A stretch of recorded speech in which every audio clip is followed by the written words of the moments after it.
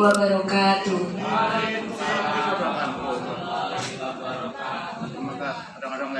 Yang terhormat Bapak Kepala Sekolah SMA Negeri 1 Cilacap, Bapak Amin SPD MPD. Yang kami hormati Bapak Waka Kurikulum, Bapak Nur Hidayat SPD. Yang kami hormati Waka Humas, Waka Sarpras, dan Waka Kesiswaan SMA Negeri 1 Cilacap, serta Bapak Ibu Guru SMA Negeri 1 Cilacap yang kami hormati dan kami banggakan. Alhamdulillahirrabbilalamin. Marilah yang pertama dan yang paling utama kita panjatkan puja dan puji syukur kehadirat Allah Subhanahu wa Ta'ala, karena hanya dengan rahmatnya kita bisa berkumpul di pagi yang cerah ini dalam acara pengimbasan aksi nyata modul 1.4 budaya positif dari calon guru penggerak angkatan 7 Kabupaten Cilacap. Sebelum acara pengimbasan dimulai, kami berikan waktu untuk Pak Kepala Sekolah SMA Negeri Pak Amin untuk memberikan sedikit sambutannya. Kepada beliau kami persilahkan.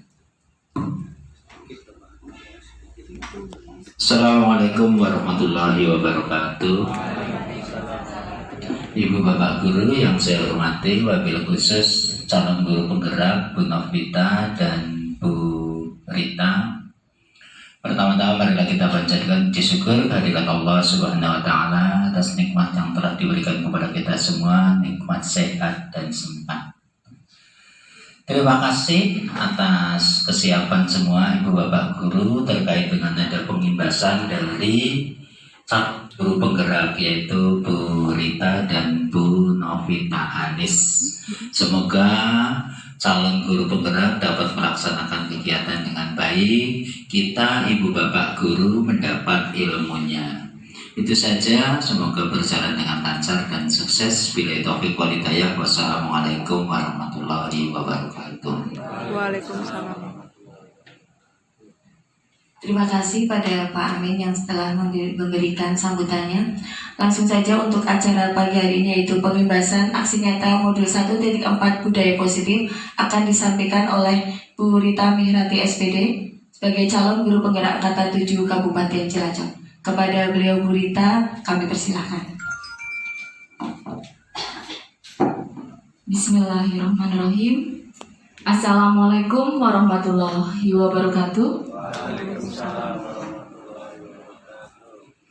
Nyun sewu Bapak Ibu, saya mohon izin untuk berdiri di depan Bapak Ibu, dan yang saya rasakan adalah deg-degan yang luar biasa. Dan alhamdulillah di kesempatan pagi yang cerah ini kita semua masih diberikan kesempatan atau diberikan nikmat sempat dan nikmat sehat. Yang terhormat Bapak Amin SPD MPD selaku Kepala Sekolah SMA Negeri 1 Cilacap, dan yang saya hormati Bapak Ibu Guru SMA Negeri 1 Cilacap yang sudah bersedia meluangkan waktunya di tengah kesibukan Bapak Ibu Guru. Dan pada kesempatan ini saya ingin berbagi aksi nyata tentang budaya positif, dan mudah-mudahan akan memberikan pencerahan bagi Bapak Ibu, khususnya yang mungkin baru mengenal yang namanya kurikulum merdeka. Dan pada kesempatan ini saya akan berbagi budaya positif. Yang pertama tentang keyakinan kelas, yang kedua 5 posisi kontrol guru, dan yang ketiga segitiga restitusi. Dan saya pun berkolaborasi dengan calon guru penggerak angkatan 7, ada Ibu Novita Anis dan Bapak Marwan. Baiklah Bapak Ibu, Sebelum kita masuk pada acara inti, jadi di sini saya membuat kesepakatan belajar. Kesepakatan belajar yang pertama, semua peserta memiliki kesempatan berpendapat. Yang kedua, berpikiran terbuka dan saling menghormati. Yang ketiga, berpendapat setelah dipersilahkan. Yang keempat, berpartisipasi penuh. Dan yang kelima, gembira. Jadi diharapkan ketika mengikuti kegiatan di pagi hari ini, kita semua bukan dalam tekanan, tapi memang benar-benar hati kita riang gembira. Mungkin sudah cukup kesepakatan belajarnya atau mungkin mau ditambah lagi Bapak Ibu? Sepakat? Cukup nggih? Baiklah, kalau sudah cukup, untuk mengawalinya adalah dengan keyakinan kelas. Bapak Ibu yang saya hormati, pada awalnya sebelum saya mengikuti calon guru penggerak, saya asing mendengar kata-kata keyakinan kelas. 5 posisi kontrol guru, segitiga restitusi, itu apa? Tapi setelah saya mempelajari, kemudian mengikuti calon guru penggerak, dan disinilah saya mulai paham sedikit demi sedikit, dan sampai sekarang pun saya masih berproses. Jadi kegiatan pagi hari ini diharapkan akan memberikan pencerahan untuk kita semua, dan nantinya sekolah kita bisa menjadi sekolah yang benar-benar sesuai dengan kurikulum merdeka, dan kita bisa membudayakan budaya positif. Karena budaya positif bisa terwujud, pertama, butuh dukungan dari semua warga sekolah. Yang kedua, adanya sekolah yang aman dan nyaman, sehingga peserta didik akan merasa nyaman bila berada di sekolah. Yang dimaksud keyakinan kelas, atau bisa saja salah satu disiplin positif yang bisa kita terapkan dalam membangun budaya positif. Jadi, ketika nantinya di kelas-kelas ada yang namanya keyakinan kelas, hal ini diharapkan bisa membuat siswa memiliki motivasi dalam diri untuk selalu berbudaya positif, bukan karena tekanan atau paksaan dari Bapak Ibu guru. Ini memang murni benar-benar tumbuh dalam diri siswa untuk bisa berbudaya positif. Next, Bu Anis. Nah, apa sih alasannya membuat keyakinan kelas? Kenapa sih Bapak Ibu guru perlu membuat keyakinan kelas? Jawabannya adalah untuk menumbuhkan budaya positif dengan kesepakatan kelas, sehingga peserta didik mampu melakukan pembiasaan positif tanpa adanya tekanan. Itu memang benar-benar karena memang keinginan murid itu sendiri. Kemudian selain itu dapat menumbuhkan rasa saling menghargai diri sendiri dan orang lain. Jadi diharapkan ketika anak sudah membuat keyakinan kelas, di sini akan tumbuh yang namanya rasa saling menghargai, rasa saling menghormati. Next, Bu Anis. Inilah fungsi dari keyakinan kelas. Sebuah keyakinan yang dibuat bersama semua anggota kelas, yaitu guru dan murid, Dengan adanya keyakinan kelas diharapkan dapat meningkatkan kedisiplinan murid. Yakni disiplin diri yang muncul dalam diri atau motivasi intrinsik, bukan paksaan dalam bentuk aturan dan sanksi. Jadi yang diharapkan memang setelah adanya kesepakatan kelas, siswa bisa menjadi lebih disiplin bukan karena aturan sekolah. Memang benar-benar hal ini muncul dalam diri murid itu sendiri.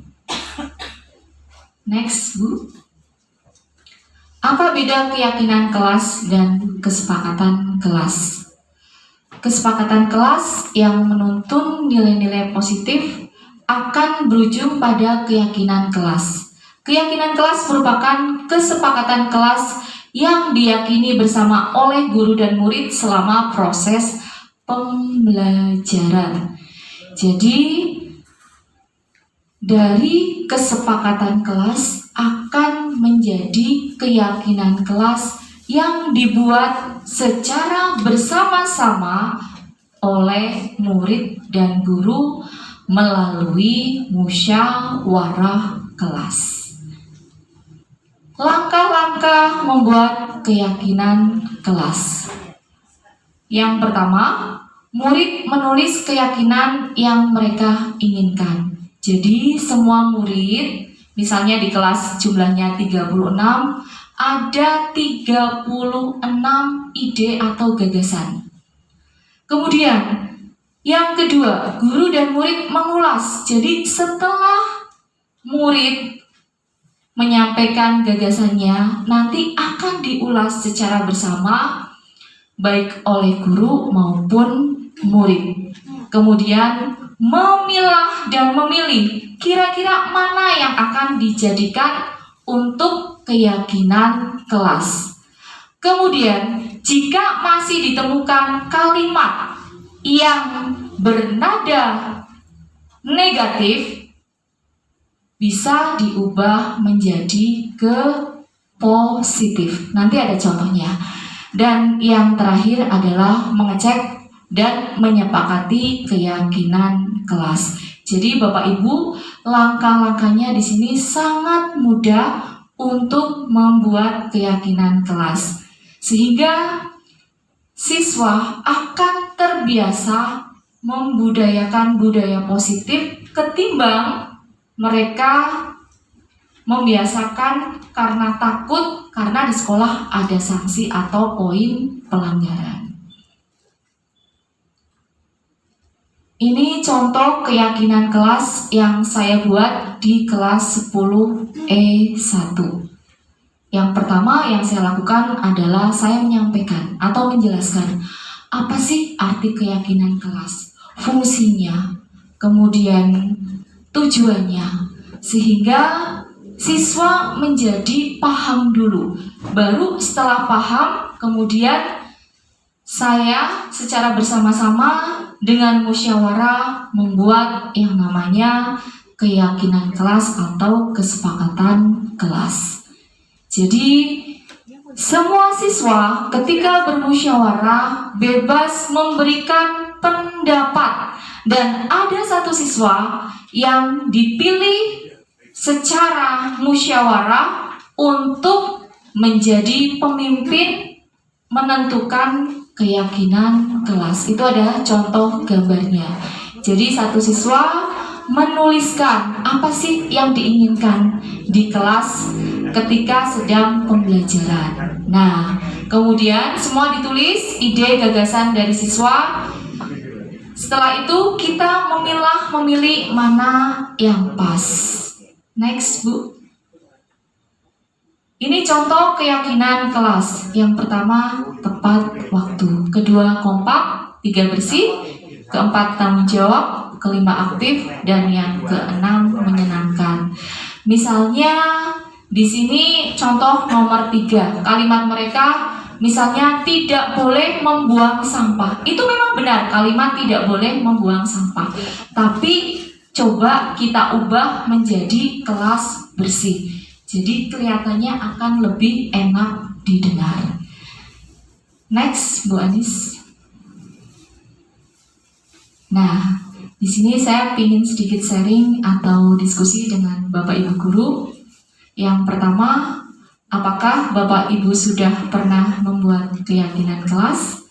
Yang kedua, bagaimana perasaan Bapak Ibu? Dan yang ketiga, bagaimana respon murid?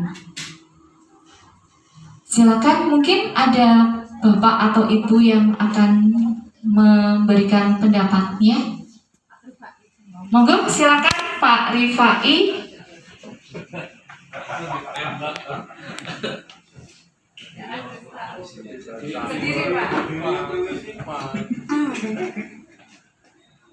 Assalamualaikum warahmatullahi wabarakatuh.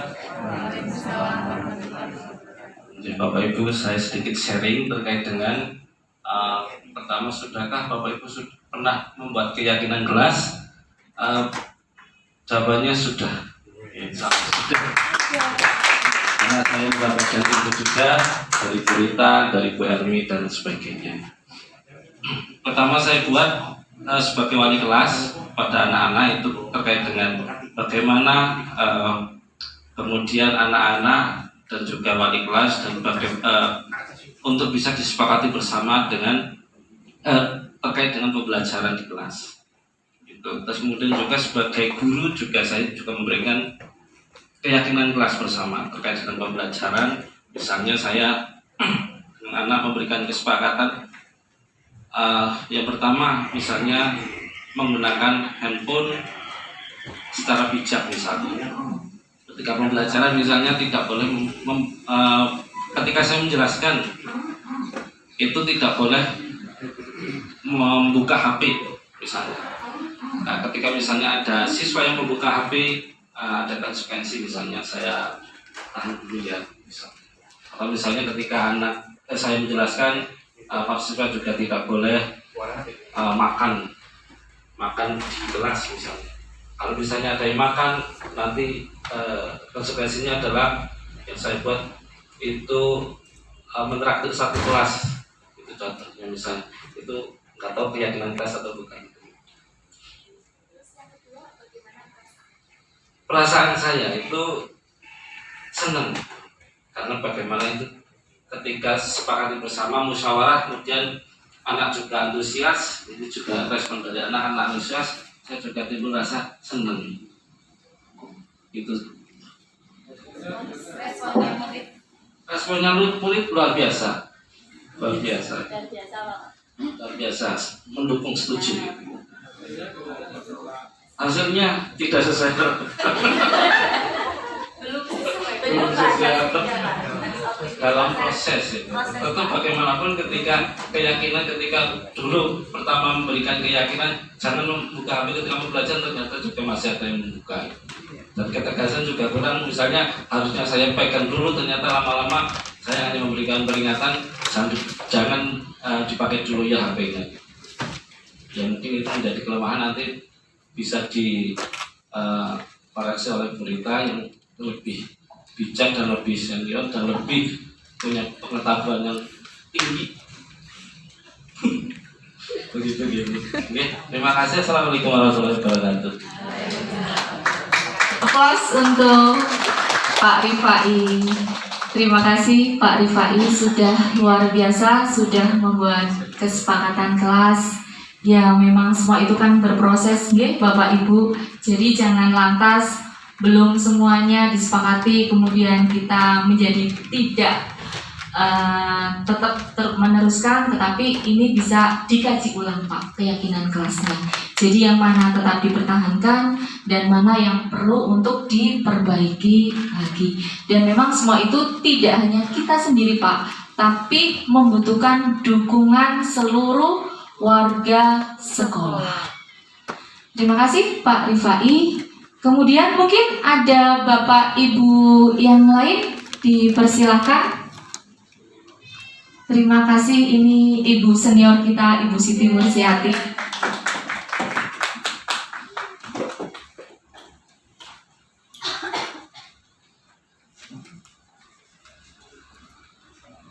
Assalamualaikum warahmatullahi wabarakatuh. Mohon maaf saya bicara di sini ya masalah ini kaitannya kayaknya yang PMM ya. Iya, PMM. Masalah kesepakatan kelas atau disiplin positif. Sebenarnya saya berdasarkan pengalaman mengisi PMM, di samping ada bukti otentik tadi foto-foto juga harus dicermati masalah pengisian yang diunggah dalam aksi nyata. Karena saya pernah sudah mengisi ternyata harus remedi. Ya, remedi itu ternyata setelah diganti jawabannya yang panjang-panjang ternyata bisa berhasil. Ini contohnya. Nah, tadi disampaikan oleh Bu Rita bahwa kesepakatan kelas apakah sudah dilaksanakan apa belum di kelas. Saya kira sama dengan Pak Ustadz ini, sudah. Cuma memang karena setiap guru yang masuk kelas itu kan pasti ada kesepakatan. Jadi nggak perlu dipasang di dinding atau di mana. Itu yang dipasang dinding mungkin yang wali kelas ya. Jadi secara pribadi untuk disiplin positif untuk kesempatan kelas saya sudah menerapkan. Misalnya hari pertama saya masuk, ternyata anak-anak SMA 1 kadang-kadang kalau pergantian, apalagi kalau baru olahraga suka ogah-ogahan masuk. Jadi waktunya saya hanya 45 menit, ternyata hanya dikasih 20 menit. Nah akhirnya berikutnya saya membuat kesepakatan kelas. Nah kesepakatan kelas saya bilang gini, Ibu mau masuk apa tidak ini? Ini ada materi menarik. Ya mau Bu, ayo bikin kesepakatan kelas. Jadi saya nggak mendiktekan. Menurut kamu supaya Ibu bisa ada waktunya pas, materi menarik. Menurut kamu bagaimana? Akhirnya anak antusias sendiri menyampaikan, Bu besok tepat waktu. Bu besok ini. Jadi akhirnya kita pegang teguh. Nah ini kesepakatan kelas seperti katanya Bu Rita, supaya tadi kalau memberikan istilahnya kesepakatan kelas itu jangan membuang sampah sembarangan. Tapi Bu Rita memakai kata-kata supaya kelas bersih. Jadi bahasanya memang bahasa yang bagus. Jadi intinya kelas bersih itu bagaimana ya harus buang sampah di tempatnya, meja harus bersih. Jadi bagus sekali Bu Rita. Saya juga sudah menerapkan bagaimana supaya bisa saya masuk kelas, kamu juga enak, saya enak. Ternyata anak sudah membuat kesepakatan kelas, masing-masing anak di kelas itu berpendapat. Jadi bukan gurunya yang mendikte. Karena kalau kita mendikte anak-anak SMA 1, namanya anak lagi masa adolescent biasanya malah mencicil ya. Jadi kita melemparkan lagi ke anak-anak, terus anak-anak menyampaikan kesepakatan kelas. Iya, itu saja yang saya sampaikan. Selamat Bu Rita, bagus lah ya. Iya, bagus ya. Selamat lah ya. Terima kasih. Wassalamualaikum warahmatullahi wabarakatuh. Waalaikumsalam. Terima kasih Bu Siti, plus untuk Bu Siti luar biasa. Memang benar yang disampaikan Bu Siti. Untuk kesepakatan kelas memang ada yang dipasang di dinding atau mungkin masing-masing dari Bapak Ibu disesuaikan dengan kesepakatannya antara Bapak Ibu dengan murid-murid. Dan semoga mengawali dengan adanya kesepakatan kelas, kita sudah bisa mengurangi yang namanya hukuman-hukuman. Jadi siswa bisa menyadari dan benar-benar itu muncul dalam diri siswa itu sendiri, bukan karena berbuat takut diberikan hukuman. Murni itu memang motivasi dalam diri untuk bisa disiplin. Seperti itu Bapak Ibu Guru. Dan saya lanjutkan karena waktu terus berjalan. Nah inilah Bapak Ibu. Awalnya saya mendengar posisi kontrol guru. Kok ada ya posisi kontrol guru itu apa? Tapi setelah saya mempelajarinya, saya baru memahami. Ternyata seorang guru itu memang harus memiliki posisi kontrol. Menurut Diana Gosen, ada 5 posisi kontrol yang diterapkan seorang guru atau orang tua atau atasan. Yang pertama adalah penghukum, yang kedua pembuat rasa bersalah, ketiga teman, keempat pemantau, dan yang kelima adalah manajer. Jadi nanti akan kita kupas satu-satu seperti apa penghukum, membuat merasa bersalah, dan lain-lain. Dan nantinya di sini akhirnya dalam diri kita akan bertanya, saya termasuk posisi kontrol yang seperti apa terhadap murid-murid saya? Next Bu, yang penghukum dulu. Penghukum itu bisa secara fisik ataupun verbal. Contohnya, patuhi aturan saya, awas. Jadi ketika kita berbicara dengan siswa, mungkin sudah ada kesepakatan di awal. Jika siswa itu melanggar, yang keluar adalah patuhi aturan saya, awas. Misalnya, contoh pelajaran olahraga. Awas ya, kalau sampai terlambat 5 menit. Misalnya seperti itu. Kemudian, kamu lagi yang selalu membuat kesalahan. Kemudian ada lagi, selalu kamu yang terakhir. Itu termasuk tipe posisi kontrol guru penghukum. Kemudian, membuat merasa bersalah. Biasanya mungkin tidak hanya Bapak, Ibu, tapi saya juga kadang untuk membuat siswa merasa bersalah, berbicara selembut mungkin. Misalnya, Ibu sangat kecewa sekali dengan kamu atas apa yang kamu lakukan. Kemudian, berapa kali lagi Ibu harus memberitahukan kamu? Nah, ini adalah contoh dari membuat merasa bersalah. Jadi seolah-olah guru itu membuat siswa merasa bersalah dengan apa yang diperbuat oleh siswa itu sendiri. Next, Bu Anis. Kemudian, posisi kontrol guru sebagai teman. Misalnya, ayolah bantulah demi ibu ya Mbak, Mas. Kemudian, ya sudahlah kali ini semisal ada siswa, kita masuk kelas, ternyata kelasnya kotor, kemudian kita, ayo kali ini mungkin ibu bantu untuk memberesi, tapi lain kali tidak. Itu adalah posisi kontrol kita sebagai teman. Kemudian pemantau. Biasanya di sini kalau pemantau adalah mengawasi. Contoh misalnya Bapak Ibu guru jaga gawang ketika piket 3S. Hafal. Anak ini sering terlambat. Kemudian ditanya, peraturannya sudah tahu apa kan? Nah, itu contohnya adalah memantau. Atau bisa saja menanyakan, apa yang telah kamu lakukan? Sudah berapa kali kamu terlambat? Itu juga contoh dari pemantau. Next, Bu Anis. Nah, ini manajer. Biasanya di sini kalau manajer adalah guru berkolaborasi dengan murid untuk memperbaiki kesalahannya. Jelas yang pertama ditanya adalah tentang keyakinan kelas. Yang kedua, apakah benar-benar keyakinan kelas itu diyakini oleh murid tersebut? Kemudian, apakah jikalau siswa melakukan kesalahan akan memperbaiki diri? Dan ketika memperbaiki diri akan ditunjukkan dengan apa? Dan rencananya apa ketika akan memperbaiki diri?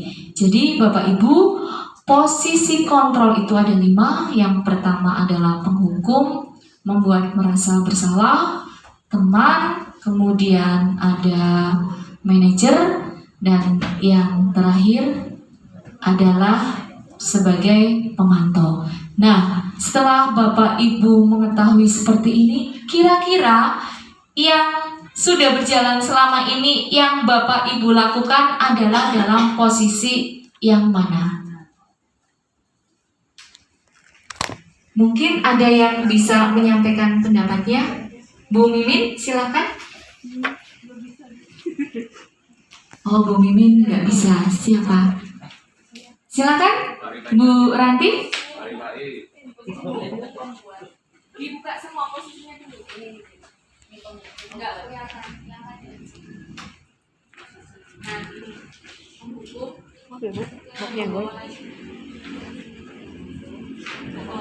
Semuanya. Dia tuh udah berdiri.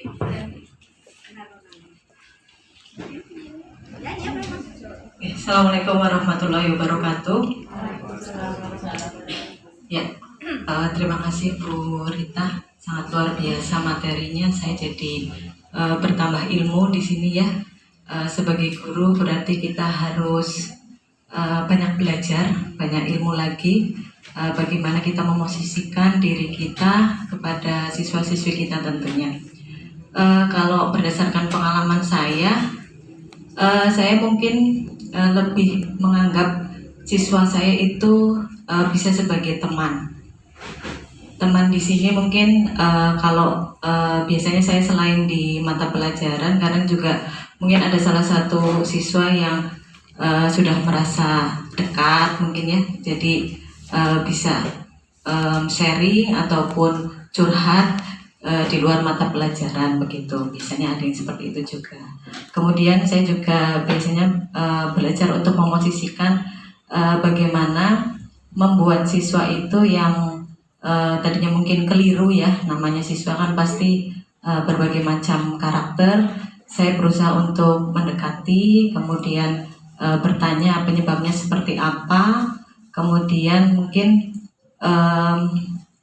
diberikan solusi agar nantinya si siswa ini bisa berubah menjadi yang lebih baik gitu. Mungkin begitu Bu Rita dari saya. Terima kasih. Assalamualaikum warahmatullahi wabarakatuh. Waalaikumsalam warahmatullahi wabarakatuh. Terima kasih Bu Ranti, luar biasa. Aplaus untuk Bu Ranti. Saya minta tambahan satu lagi ini. Ini yang sudah sangat memiliki segudang prestasi, Ibu Ermi, untuk berbagi pengalamannya yang sudah memiliki pengalaman yang luar biasa. Silakan Bu Ermi.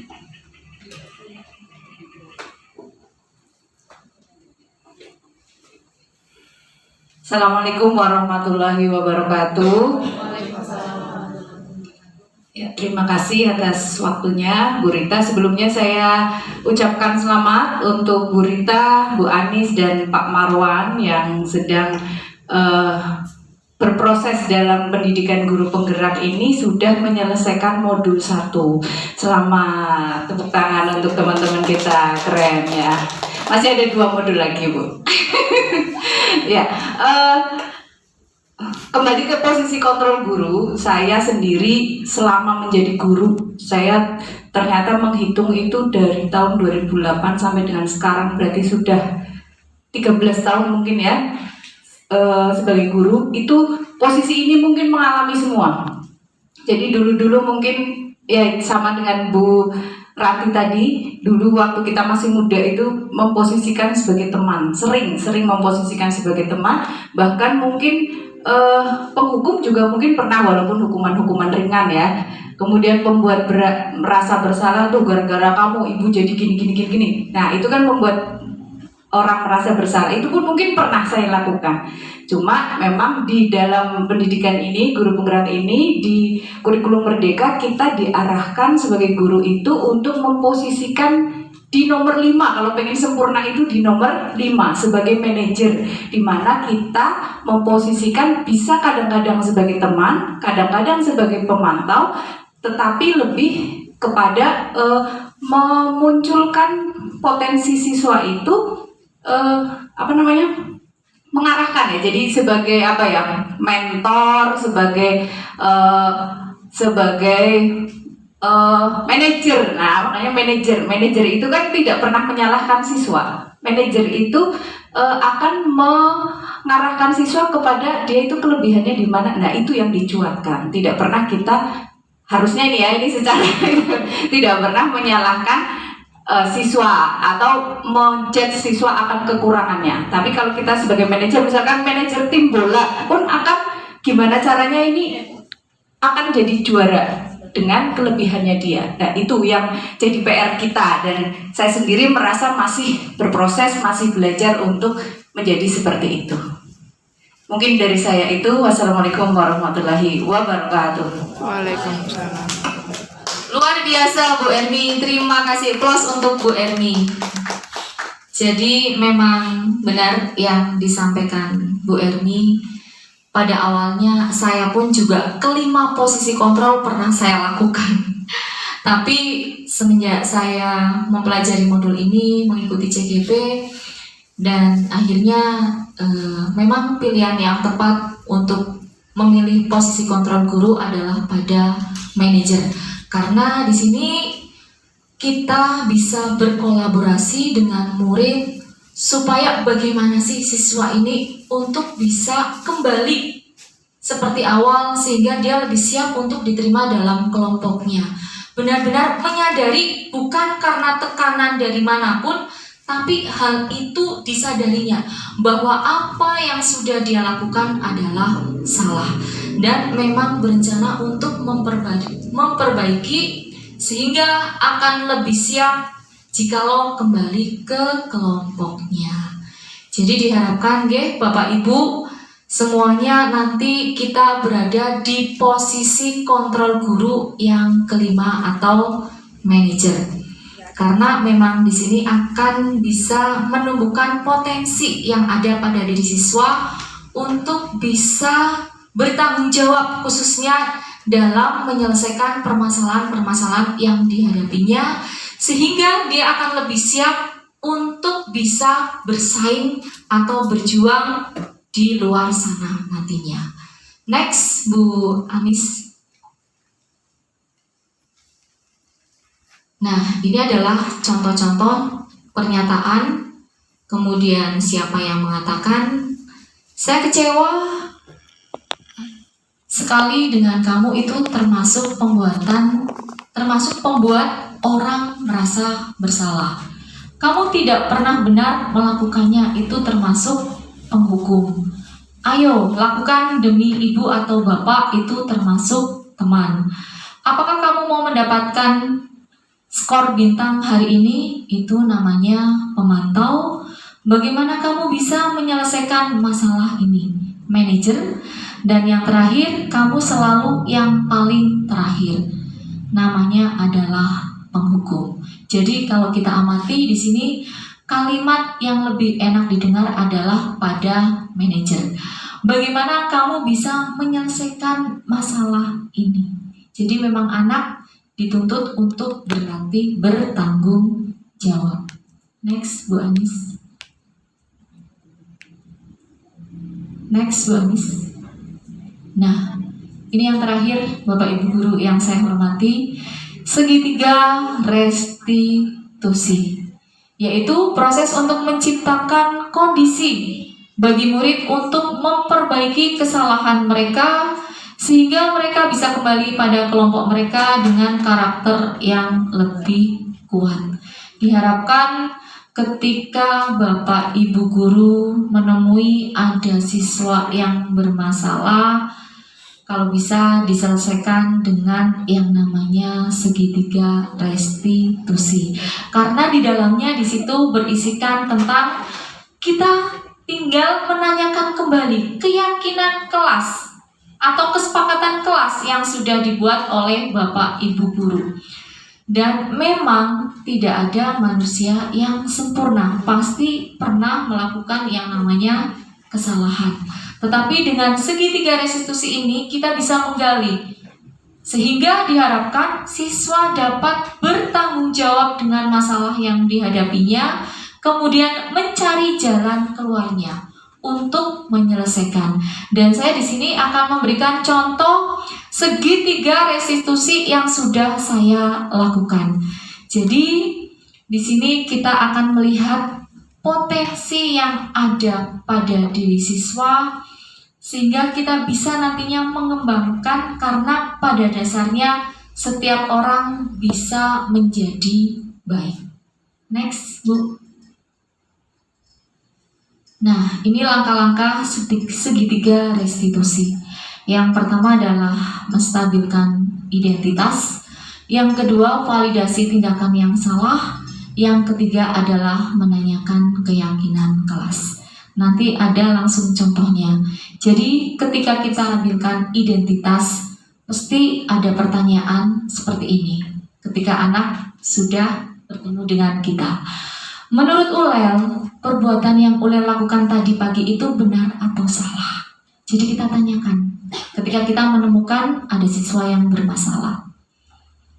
Kemudian untuk memperkuat, kita sadar memang setiap anak bisa melakukan kesalahan, tapi bukan berarti kita memojokkan. Nah, di sini kita bisa memberikan motivasi dengan menanyakan. Setiap orang pasti pernah melakukan kesalahan. Setelah menstabilkan identitas, kita baru ke validasi tindakan yang salah. Pasti Ulel tahu atau punya alasan mengapa melakukan ini. Karena setiap siswa melakukan sebuah tindakan pasti punya alasan. Nggak mungkin langsung ujuk-ujuk melakukan, pasti ada alasannya. Dan yang berikutnya adalah menanyakan keyakinan kelas yang sudah disepakati. Dan inilah contohnya Bapak Ibu dalam saya menyelesaikan permasalahan dengan siswa dengan menggunakan segitiga restitusi. Ini contohnya, Bapak Ibu.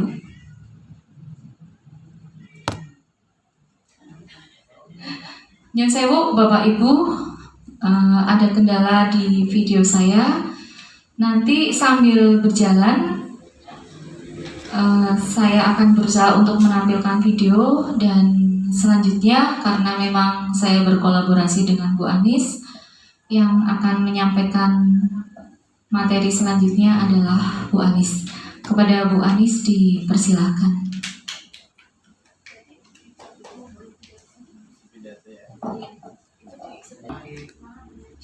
Assalamualaikum warahmatullahi wabarakatuh. Ya, alhamdulillahirobbilalamin. Puji syukur senantiasa kita panjatkan kehadirat Allah Subhanahu wa taala. Karena kita masih diberi kesempatan untuk berkumpul. Dalam kesempatan ini kami dari CGP Angkatan 7 akan memberikan pengibasan modul 1.4, yaitu mengenai budaya positif. Berdasarkan atau dilatar belakangi dengan koneksi antar materi mengenai filosofi pendidikan KHD, bahwa kita dalam pembelajaran, kita sebagai guru itu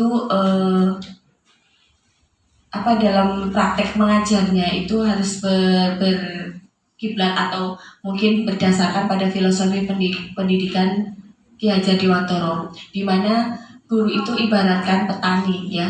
Guru itu ibaratkan petani merawat tumbuhnya benih, ya. Merawat tumbuhnya benih, dan murid itu ibarat benih. Jadi murid itu akan tumbuh dan berkembang sesuai dengan kodratnya. Murid itu merdeka untuk memerintah diri sendiri. Dan sekolah ini ibarat sebagai media tanamnya. Jadi mendorong tumbuhnya benih dengan subur, menghindarkan dari hama. Kita sebagai petani merawat bagaimana benih itu, murid kita, peserta didik kita, itu bisa tumbuh dan berkembang sesuai dengan kodrat alam dan kodrat zamannya. Jadi di sini nilai dan peran guru penggerak sangat dibutuhkan, beserta dengan visi misinya gitu. Kemudian bagaimana dia mempunyai posisi kontrol seperti tadi yang sudah dijelaskan oleh Bu Rita. Memang baiknya kita pada posisi manajer. Bagaimana dengan murid? Murid memang harus diarahkan untuk bisa memiliki disiplin positif yang akhirnya nanti mempunyai budaya positif. Jadi tidak hanya sebatas disiplin positif, tetapi sudah membudaya, yaitu budaya positif. Dengan cara bagaimana? Mungkin dengan keyakinan kelas, seperti yang tadi dijelaskan oleh Bu Rita, sehingga dari keyakinan kelas itu akan muncul keyakinan sekolah. apa itu budaya positif atau ekosistem positif? Jadi kita ambil contoh perbandingannya adalah dengan hidup tumbuh-tumbuhan dari seorang petani ya. Dalam hakikatnya sama kewajibannya dengan seorang pendidik. Yang misalkan di sini menanam padi misalnya, hanya bisa nuntun tumbuhnya padi. Ia hanya bisa memperbaiki kondisi tanahnya, memelihara tanaman padinya, memberi pupuk dan air, membasmi ulat-ulatnya atau jamur yang mengganggu dari hidup tanaman padi itu sendiri.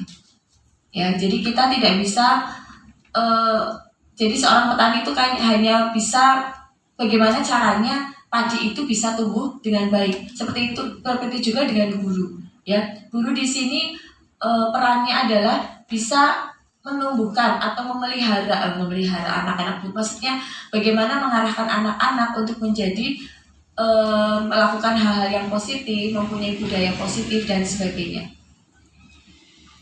Ada perubahan paradigma di sini, kegiatan kepalan tangan ya. Ini contohnya misalkan ada A dan B, mungkin Anda dan teman Anda ya. Di sini kegiatannya contohnya soberklah ya, secari kertas kecil. Terus di kertas kecil itu kita tuliskan benda atau sesuatu yang sangat berharga untuk Anda ya. Kemudian diletakkan di salah satu tangan Anda, digenggam. Terus teman Anda itu akan mencoba dengan sekuat tenaga dengan berbagai cara untuk meminta Anda memberikan benda itu. Kira-kira apa yang terjadi? Misalkan contoh Pak Rifa ini menuliskan sesuatu yang sangat berharga, ya disobekkan kertas gitu ya. Saya ingin tahu ini rahasia apa sih gitu misal. Nulis Pak yang berharga apa gitu Pak. Jadi di sini coba misalkan Pak Rifai menggenggam tangan. Misalkan saya sebagai teman Anda ingin mencoba merebutnya atau meminta atau sampai dengan memohon, membujuk dan sebagainya. Apakah Bapak mau membukakan? Oh enggak. Kira-kira kenapa Bapak nggak mau membukakan? Privasi. Satu privasi ini yang boleh tahu hanya saya. Misalkan teman Anda itu sampai ngiming-ngimingi, nanti pokoknya istilahnya dikasih bonus, apa dibelikan bakso atau mungkin nanti karir Anda akan dijamin asalkan saya ingin tahu itu. Misalkan seperti apakah bisa?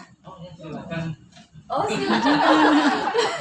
Berarti kalau itu gimana? Kenapa Anda tadinya menggenggam kuat itu yang rahasia tadi menurut Anda kok terus setelah dibujuk dengan iming-iming yang itu Anda melepaskannya? Alasannya apa? Karena iming-imingnya lebih menarik. Nah, itulah ya yang terjadi saat ini Bapak Ibu.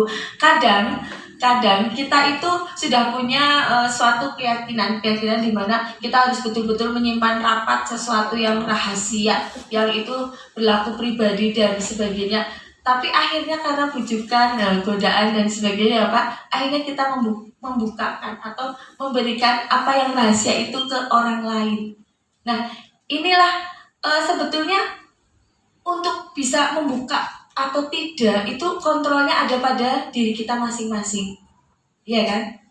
Mungkin seperti itu. Jadi kalau memang kita pendiriannya kuat, ya tidak terpengaruh dengan yang lain-lain, mungkin tidak sampai kapanpun tidak akan membuka sesuatu yang sangat berharga ini yang kita simpan ini gitu kan.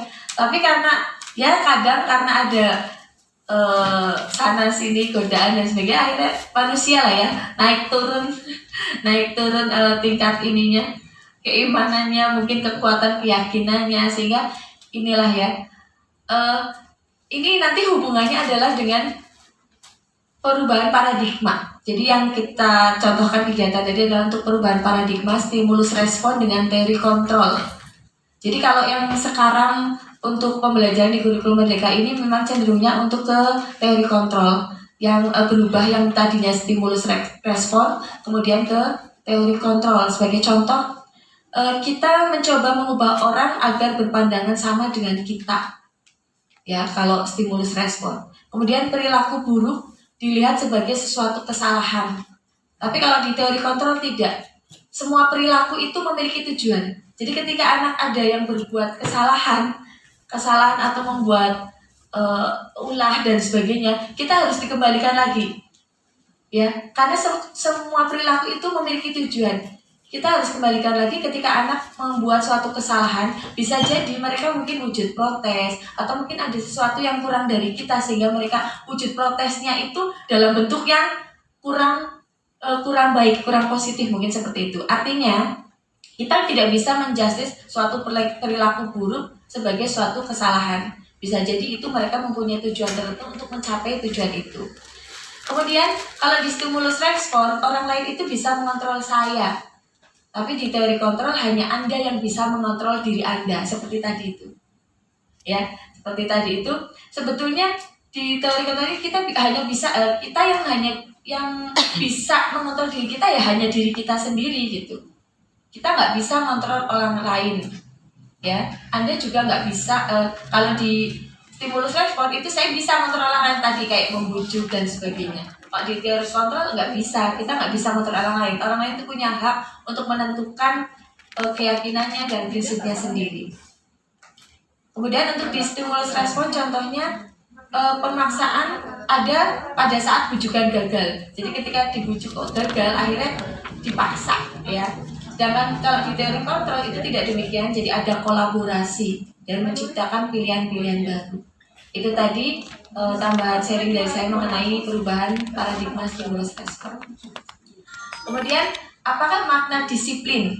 Karena kita nanti berbicara budaya positif, kita berbicara disiplin dulu, disiplin positif ya. Jadi disiplin itu berasal dari bahasa Latin disciplina yang artinya belajar. Jadi makna asal dari kata ini berkonotasi dengan disiplin diri dari murid-murid Socrates dan Plato, di mana disiplin diri itu membuat orang menggali potensinya menuju sebuah tujuan apa yang dia hargai. Nah, namun apa dalam budaya kita, makna kata disiplin dalam budaya kita itu sudah berubah. Jadi seolah-olah disiplin itu adalah sesuatu yang dilakukan oleh seseorang untuk mendapatkan kepatuhan. Jadi cenderungnya kalau ngomong disiplin itu hubungannya dengan kepatuhan, kemudian pemaksaan dan sebagainya. Jadi kecenderungan umum adalah menghubungkan kata disiplin dengan ketidaknyamanan. Seolah-olah kalau disiplin itu harus begini sehingga tidak nyaman, merasa dipaksa. Ya, bukan apa yang harus kita hargai atau pencapaian suatu tujuan mulia. Makanya kata disiplin positif lebih baik dirubah menjadi budaya positif. Jadi biar budaya kalau disiplin itu cenderungnya menurut budaya kita adalah pemaknaannya adalah kepatuhan ya, sehingga merasa tidak nyaman. Oke, kita mainan sedikit ya. Mungkin Bapak Ibu di sini apa sih bedanya hukuman, sanksi atau konsekuensi dan restitusi? Ini saya ada daftar tindakan-tindakan guru. Ada mungkin ini sudah pernah dilakukan juga mungkin Bapak-bapak, Ibu-ibu ya, mencatat 100 kali dalam buku. Saya tidak akan terlambat ke sekolah gitu ya, misalkan 9K ya Pak Rifai. Ada dengan terlambat suruh nulis 100 kali. Itu hukuman, sanksi atau konsekuensi. Kemudian lari mengelilingi lapangan basket ketika terlambat sekolah, itu hukuman atau sanksi atau konsekuensi. Kemudian murid diminta untuk push up. Kemudian mengganti kertas tugas teman yang dicoret-coret. Kemudian kalau membersihkan tumpahan air di meja tulis karena tersenggol, itu apa? Meminta murid tidak mengenakan sepatu seharian. Kayaknya pernah nih kalau sepatunya nggak sesuai ya. Saya lihat beberapa anak kalau sepatunya nggak sesuai aturan, kemudian suruh melepas sepatu seharian. Kemudian lari mengelilingi lapangan basket kalau terlambat 10 menit. Kira-kira mungkin ada yang mau memberikan pendapat?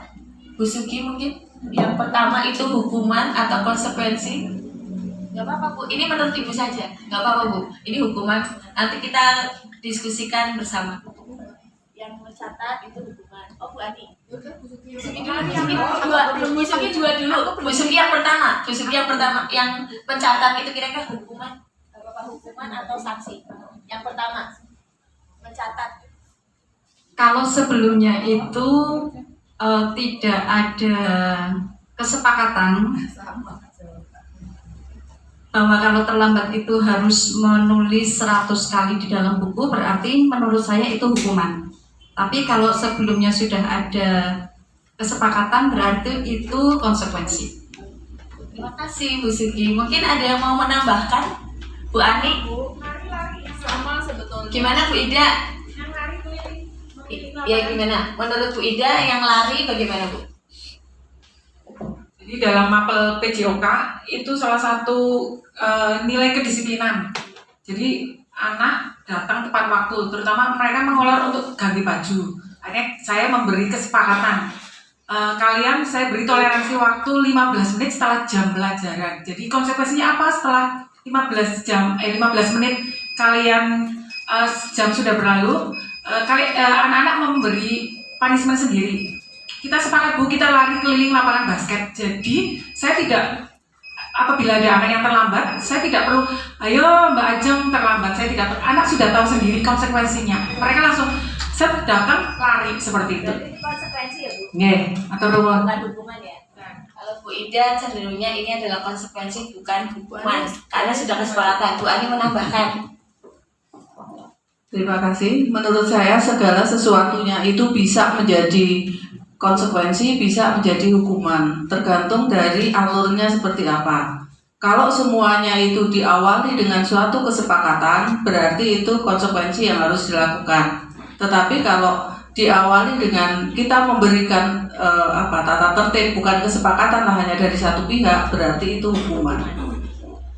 Terima kasih, luar biasa sekali jawabannya dari Bu Sugi, Bu Ani, dan Bu Idayu. Ternyata memang sedikit sudah mulai kita memahami apa itu hukuman, apa itu sanksi. Ini yang betul seperti ini. Jadi yang mencatat lari itu adalah hukuman. Kalau menggantikan kertas tugas teman yang telah dicoret-coret itu adalah sanksi konsekuensi. Membersihkan tumpahan air di meja tulis yang tersenggol tanpa sengaja itu juga sanksi atau konsekuensi. Kalau disuruh pakai sepatu seharian itu hukuman. Kalau lari putar kayak Bu Ida tadi menceritakan ya betul itu adalah konsekuensi. Berikut ini perbedaan antara hukuman dan sanksi ya. Jadi kalau hukuman adalah sesuatu yang menyakitkan harus terjadi. Ya, kemudian membuat anak sakit fisik maupun hati ya. Biasanya ini dalam jangka waktu yang lama. Terus kalau hukuman itu anak akan membenci kedisiplinan karena di situ ada sedikit paksaan gitu ya. Kemudian mendorong anak untuk menyakiti diri sendiri. Terus konsep dirinya jadi buruk kalau hukuman. Terus anak juga akan belajar untuk menyembunyikan kesalahan. Kalau itu ada hukumannya itu dia akan justru belajarnya menyembunyikan kesalahan. Jadi dia tahu salah tapi sembunyi atau diam atau bohong dan sebagainya. Jadi hukuman efeknya nanti dia bisa membuat peserta didik kita marah, terus dia punya rasa bersalah, terus dipermalukan, merasa nggak dihargai dan sebagainya. Beda dengan sanksi. Kalau sanksi atau konsekuensi itu sesuatu yang memang harus terjadi karena mungkin ini diawali dengan kesepakatan itu tadi. Terus membuat anak itu merasa tidak nyaman memang, tapi hanya dalam jangka waktu pendek karena memang dia sudah tahu aturannya seperti itu. Ya udahlah, karena saya memang melanggar aturan itu ya konsekuensi saya seperti ini. Dia memang nggak nyaman tapi kan sudah menyadari itu. Kemudian anak itu lebih menghargai apa artinya disiplin. Kemudian ada stimulus dan tanggapan, bukan karena dipaksa tapi memang itu tadi kayak Bu Ida dari, ayo ingat kesepakatannya apa. Jadi ada stimulusnya, terus tanggapannya mereka langsung tanpa disuruh secara ini sadar gitu melakukannya sebagai konsekuensi. Kemudian mendorong anak agar mudah menyesuaikan diri. Terus biasanya untuk sanksi konsekuensi ini konsep diri anak itu menjadi lebih baik karena anak akan belajar untuk mematuhi peraturan. Oh iya ya, kalau saya melanggar ini saya akan konsekuensinya seperti ini gitu. Dan untuk ini hanya untuk siswanya, untuk peserta didiknya itu hanya sedikit kehilangan hak ya, karena terus dibuat tidak nyaman, terus diasingkan gitu. Tapi kan hanya sementara, tidak berasa kayak hukuman itu kan dipermalukan dan sebagainya. Itu tadi perbedaan hukuman dan sanksi. Ini saya sedikit mengulang tadi yang dijelaskan juga oleh Bu Rita tentang restitusi ya. Jadi ini ada contoh kasus Satu kasus panjang sekali nih. Anto dan Dino sedang bermain bersama di lapangan basket. Tiba-tiba terlibat dalam sebuah pertengkaran adu mulut. Dino pun menjadi emosi dan mengadakan kontak fisik, menarik kemeja Anto dengan kasar sampai 3 kancingnya itu terlepas. Pada saat itu guru piket langsung melerai dan membawa mereka ke ruang kepala sekolah. Ibu kepala sekolah, Ibu Suti, menanyakan kepada Dino tentang keyakinan sekolah yang telah disepakati, yaitu tentang sikap saling menghormati. Kemudian Ibu Suti melanjutkan bertanya, apakah Dino bersedia untuk memperbaiki kesalahan yang telah dilakukan terhadap Anto? Kemudian Dino mengangguk. Kemudian Bu Suti balik bertanya pada Anto, apa kebutuhan Anto dalam peristiwa ini? Terus Anto menjawab, saya perlu kancing Bu, karena ini sudah lepas ya kan, saya perlu kancing, saya harus diperbaiki, kancing saya harus diperbaiki. Ibu saya akan marah kalau melihat kancing baju saya sampai copot 3 kancing begini. Kemudian Bu Suti pun kembali bertanya pada Dino, Dino, apakah kamu bersedia menjahitkan kembali kancingnya Anto? Dino jawab, menjahit. Bagaimana saya bisa menjahit? Gitu kan? Kemudian Bu Suti meneruskan, apakah kamu bersedia kalau belajar menjahit? Terus Dino berpikir sejenak, kemudian memandang ke meja Anto, kemudian menanggapi, lah yang mengajari saya siapa?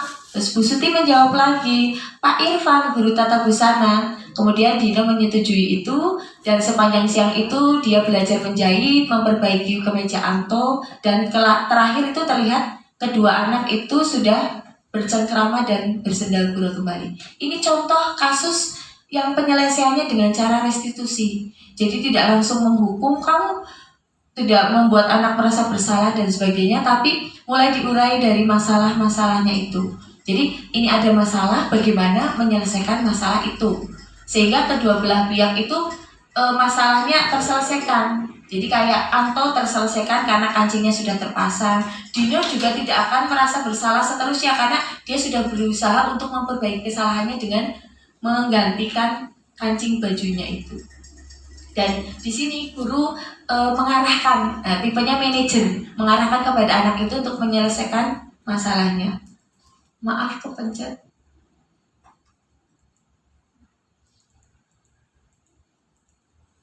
Saya lanjutkan lagi ya.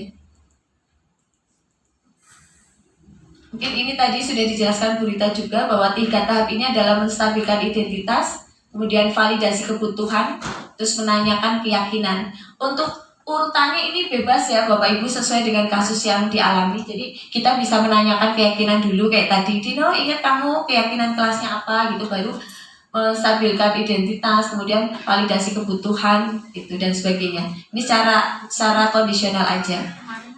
Kemudian untuk materi selanjutnya saya akan sedikit menjelaskan mengenai teori kebutuhan dasar manusia seperti tadi yang disebutkan bahwa apapun yang dilakukan oleh peserta didik kita mempunyai tujuan. Jadi kadang perilaku buruk pun jangan langsung dianggap sebagai suatu kesalahan, karena bisa jadi apa yang dilakukan oleh peserta didik kita itu adalah dalam rangka untuk memenuhi kebutuhan dasar manusia, di mana kebutuhan dasar manusia itu ada 5, yaitu yang pertama yaitu kesenangan, cinta dan kasih sayang, kemudian kebebasan, penguasaan, dan yang terakhir kebutuhan untuk bertahan hidup.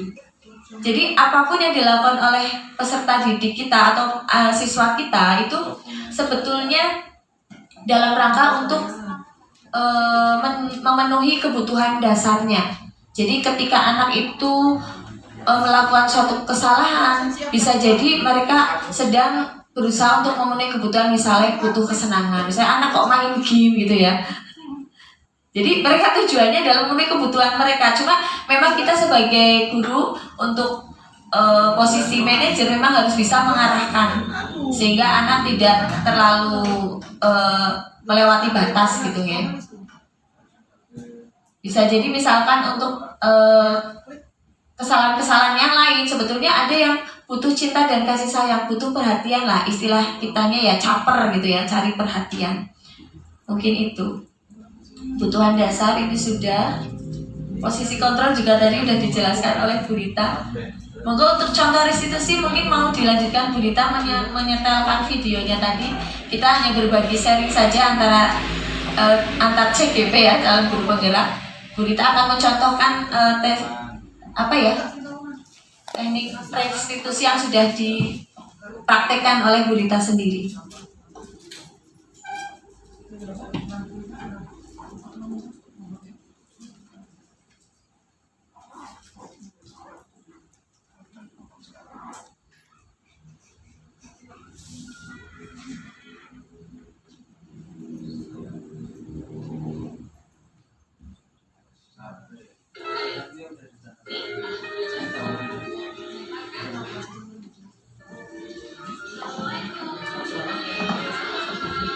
Bapak Ibu yang saya hormati, ini nih adalah salah satu contoh praktek dari segitiga restitusi. Jadi saya mendapatkan laporan dari salah satu guru mapel bahwa siswa tersebut ketika sedang proses belajar mengajar ketahuan sedang bermain HP. Dan karena ada laporan, akhirnya saya memanggil siswa tersebut. Penyelesaiannya saya menggunakan praktik segitiga restitusi. Mudah-mudahan ini memberikan pencerahan bagi Bapak Ibu guru andai kata menemukan ada siswa yang bermasalah.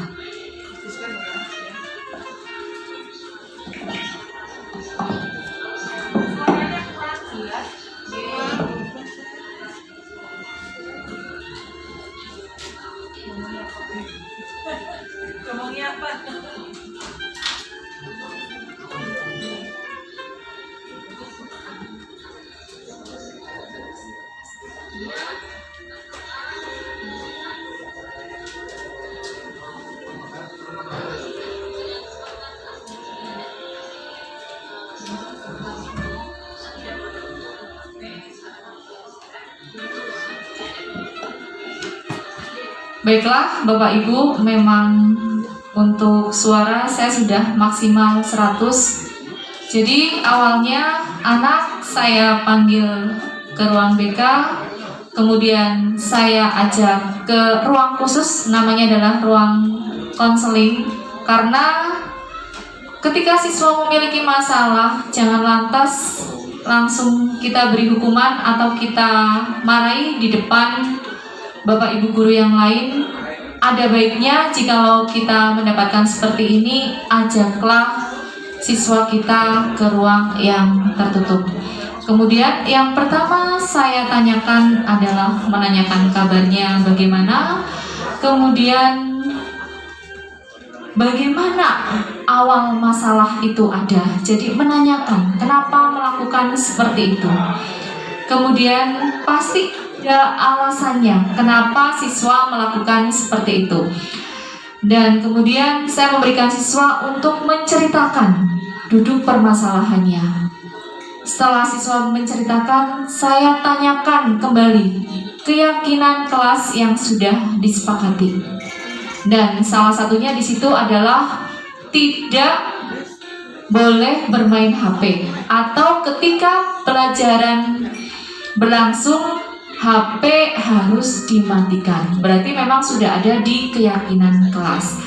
Dan alhamdulillah ternyata anak ini menyadari bahwa apa yang dilakukannya adalah salah. Kemudian rencana dari anak tersebut adalah untuk meminta maaf kepada Bapak Ibu guru yang bersangkutan. Dan disinilah kita mengetahui bahwa memang sudah ada perubahan ke arah yang lebih baik.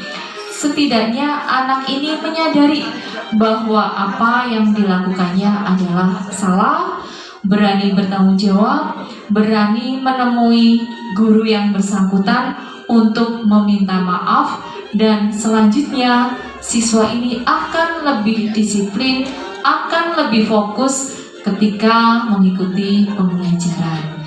Jadi Bapak Ibu, ketika menggunakan segitiga restitusi, kita membiasakan untuk siswa bertanggung jawab terhadap masalah yang dihadapinya.